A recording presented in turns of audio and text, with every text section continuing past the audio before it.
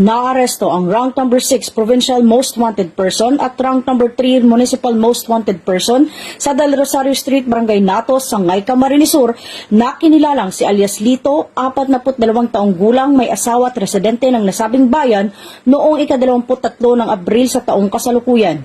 Sa joint operation ng mga operatiba ng Sangay Municipal Police Station bilang lead unit, katuwang ang 2nd PMFC at 3rd Special Operations Unit ng PNP Maritime Group, isinakatuparan ang pag-aresto sa bisa ng warrant of arrest para sa paglabag sa Section 11 Article 2 ng RA 9165 na walang inirekomendang piyansa ayon kay Police Major Michael I. Molina, hepe ng naturang himpilan.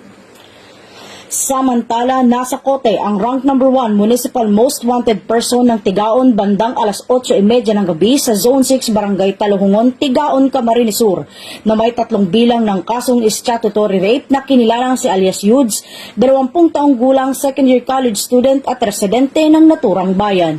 Ang PNP Camarines Sur ay nananatiling matatag at hindi matitinag sa misyon nitong labanan ang ilegal na droga at tugisin ang mga most wanted persons.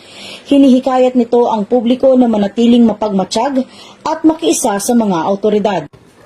Mula dito sa Camarines Sur Police Provincial Office, ako po si Patron Woman Reyna Lindalo.